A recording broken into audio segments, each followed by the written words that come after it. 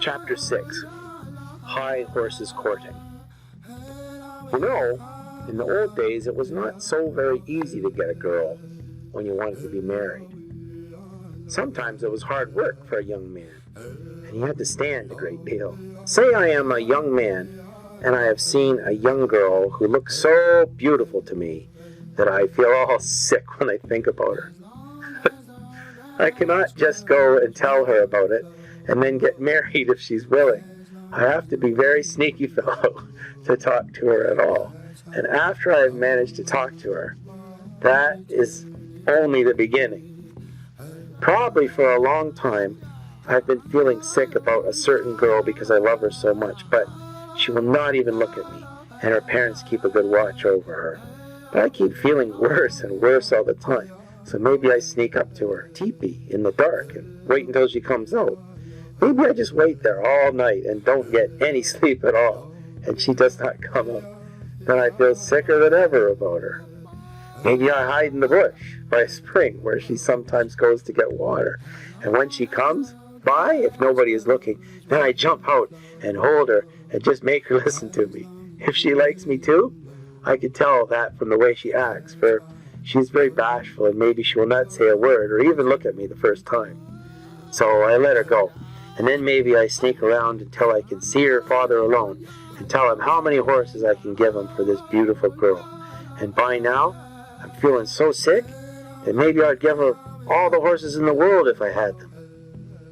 Well, this young man I am telling about was called High Horse, and there was a girl in the village who looked so beautiful to him that he was just sick all over from thinking about her so much, and he was getting sicker all the time. The girl was very shy, and her parents thought a great deal of her because they were not so young anymore, and this was the only child they had. So they watched her all day long, and they fixed it so that she would be safe at night too when they were asleep.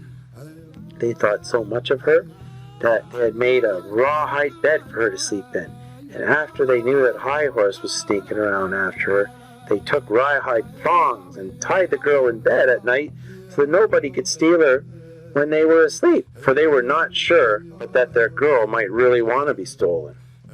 Well, after High Horse had been sneaking around a good while, and hiding and waiting for the girl and getting sicker all the time, he finally caught her alone and made her talk to him. Then he found out that she liked him maybe a little. Of course, this did not make him feel well. It made him feel sicker than ever, but now he felt as brave as a bison bull. And so he went right to her father and said he loved the girl so much that he'd give 2 good horses for her, one of them young and the other one not so very old. But the old man just waved his hand, meaning for High Horse to go away and quit talking foolishness like that. High Horse was feeling sicker than ever about it, but there was another young fellow who said he would loan High Horse 2 ponies, and when he got some more horses, why, he could just give them back for the ones he had borrowed. Then High Horse went back to the old man and said he would give 4 horses for the girl, 2 of them young, and the other 2 not hardly old at all. But the old man just waved his hand and would not say anything. So High Horse sneaked around until he could talk to the girl again, and he asked her to run away with him.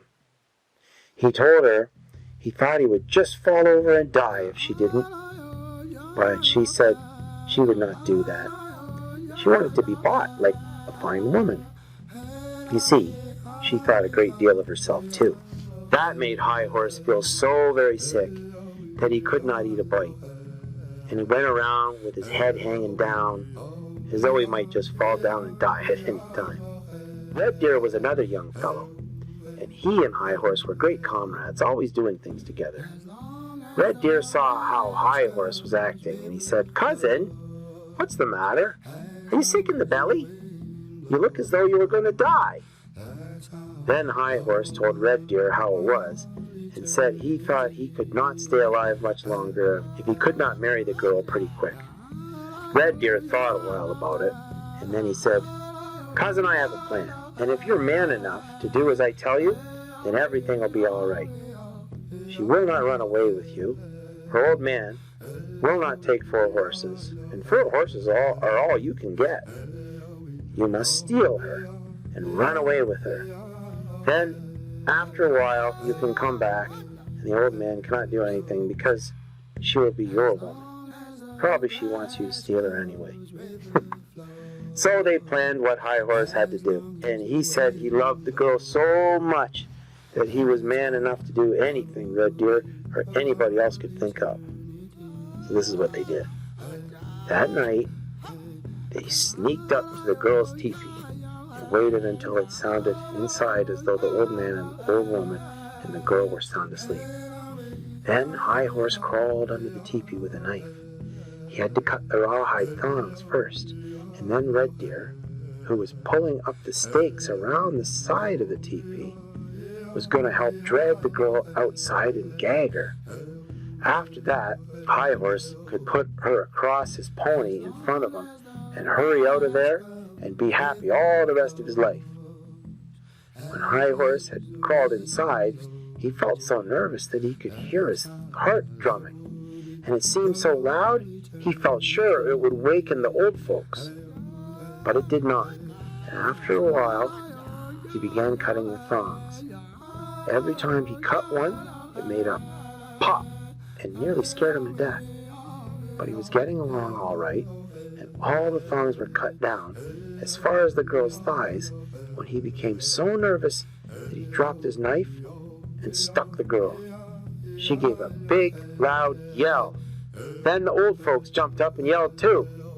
By this time, High Horse was outside, and he and Red Deer were running away like antelope. The old man and some other people chased the young men, but they got away in the dark, and nobody knew who it was. Well, if you ever wanted a beautiful girl, you will know how sick High Horse was now. It was very bad the way he felt, and it looked as though he would starve even if he did not drop over dead sometime.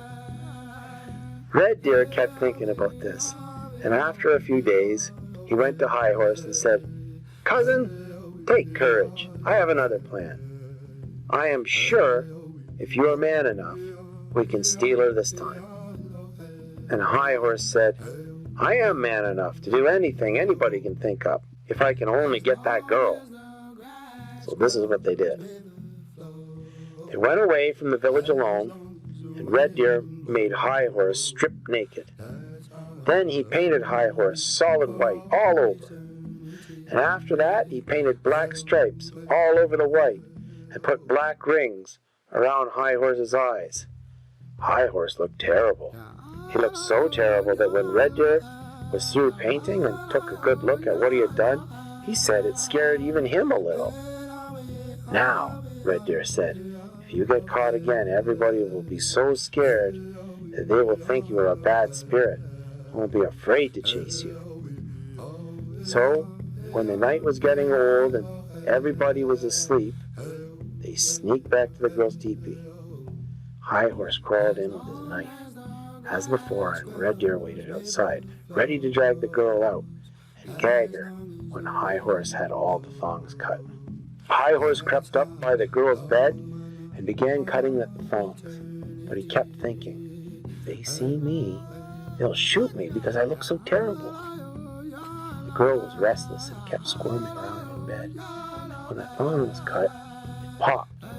So High Horse worked slowly and carefully. But he must have made some noise, for suddenly the old woman awoke and said to her old man, "Old man, wake up! There is somebody in this teepee." But the old man was sleepy and didn't want to be bothered. He said, "Of course there is somebody in this teepee. Go to sleep and don't bother me." Then he snored some more.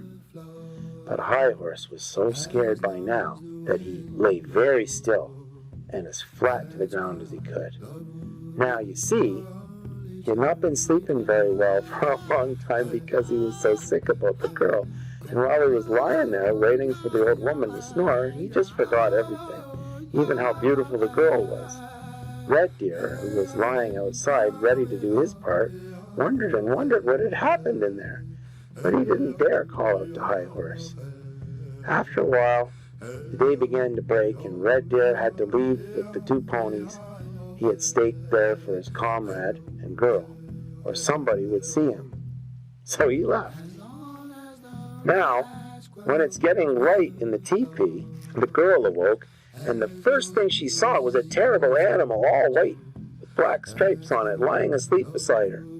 So she screamed, and then the old woman screamed, and the old man yelled. High Horse jumped up, almost scared to death, and he nearly knocked the teepee down getting out of there. People were coming, running from all over the village with guns and bows and axes, and everybody was yelling. But by now, High Horse was running so fast that he hardly touched the ground at all. And he looked so terrible. And he looked so terrible that the people fled from him and let him run. Some braves wanted to shoot at him, but the others said he might be some sacred being, and that would bring bad trouble to kill him.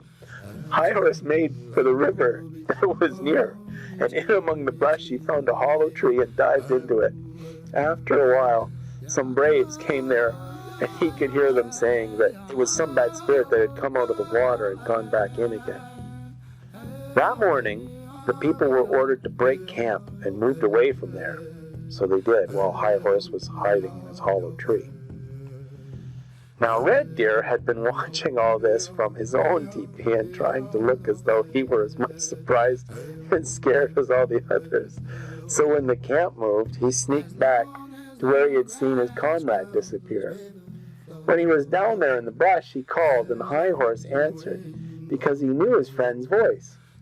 They washed off the paint from High Horse and sat down on the bank to talk about their troubles. High Horse said he'd never go back to the village as long as he lived, and he didn't care what happened to him now. He said he was going to go on the warpath all by himself. Red Deer said, "No, cousin, you're not going on the warpath alone, because I'm going with you." So Red Deer got everything ready, and at night they started out on the warpath all alone. After several days, they came to a crow camp just about sundown. When it was dark, they sneaked up to where the crow horses were grazing, killed the horse guard who was not thinking about enemies because he thought all the Lakotas were far away, and drove off about 100 horses. They got a big start because all the crow horses stampeded, and it was probably morning before the crow warriors could catch any of the horses to ride. Red Deer and High Horse fled with their herd 3 days and nights before they reached the village of their people. Then they drove the whole herd right into the village, up in front of the girl's teepee. The old man was there, and High Horse called out to him and asked him if he thought maybe that would be enough horses for the girl. The old man did not wave him away that time. It was not the horses he wanted. What he wanted was a son who was a real man and good for something. So High Horse got his girl after all, and I think he deserved her. As long as the way